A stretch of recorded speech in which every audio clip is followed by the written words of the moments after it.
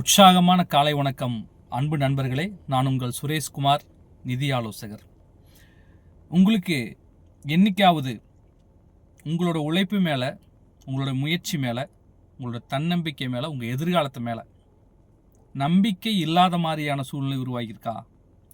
என்னடா வாழ்க்கை இப்படியே போகுது, எத்தனையோ நபர்கள் நம்ம கண்ணு முன்னாடி முன்னேறிட்டே வர்றாங்க, பட் நமக்கான வாய்ப்பு இன்னும் வர மாட்டேது. நம்ம அவங்கள விட அதிகமாக ஒர்க் பண்ணுறோம், அதிகமாக முயற்சி பண்ணுறோம், ஆனாலுமே பின்தங்கி இருக்கிறோம், வாழ்க்கை இப்படியே போயிருமோ அப்படிங்கிற அந்த மாதிரி திங்கிங் உங்கள் மனசில் வருதா? எப்பெல்லாம் அந்த மாதிரி திங்கிங் உங்கள் மனசில் வருதோ அப்போ மட்டும் இதை ஞாபகம் வச்சுக்கோங்க. நீங்கள் பார்த்துருப்பீங்க,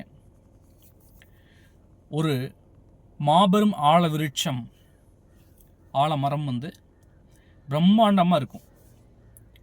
ஒரு ஸ்டேஜுக்கு மேலே அதனுடைய பிரம்மாண்டத்தை தாங்குவதற்காக விழுதுகள் உருவாகும். நீங்கள் பார்த்துருக்கீங்களா?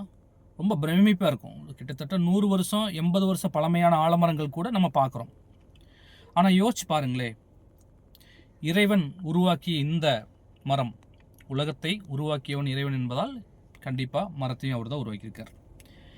அந்த ஆல மரம் அவ்வளோ பெருசாக இருந்தால் கூட அதை உருவாவதற்கான அந்த அடித்தளத்தை அந்த ஆலம்பழத்தில் இருக்கிற விதையில தான் வச்சான். அந்த ஆலம்பழத்தில் இருக்கிற விதையை நீங்கள் பார்த்துருக்கீங்களா? கடுகை விட சிறுசாக இருக்கும். யோசிச்சு பாருங்க, இந்த விதைக்கும் விருட்சமாக விளைஞ்சு நிற்கிற இந்த ஆலமரத்துக்கு ஏதாவது சம்மந்தம் இருக்கா? ரொம்ப பிரமிப்பாக இருக்கு இல்லையா இறைவனுடைய படைப்பு? கடுகு விட சிறிய ஒரு விதையில் இவ்வளோ பிரம்மாண்டமான மிகப்பெரிய ஒரு மரத்தை வச்சுருக்கான். நிழல் தரக்கூடிய, கனி தரக்கூடிய, ஆக்சிஜன் தரக்கூடிய, தேவைகளை மட்டுமே பூர்த்தி செய்யக்கூடிய ஒரு மரத்திற்கே இவ்வளவு பெரிய ஆச்சரியத்தை, வாய்ப்பை இறைவன் வழங்கி இருக்கிறானே. இறைவனையே உணரும் தன்மை கொண்ட மனித பிரிவுக்கு அது மாதிரியான மாபெரும் வாய்ப்பை அவன் உருவாக்காமலா இருந்திருப்பான்? நிச்சயமாக உருவாக்கியிருப்பான், சந்தேகமே படாதீங்க.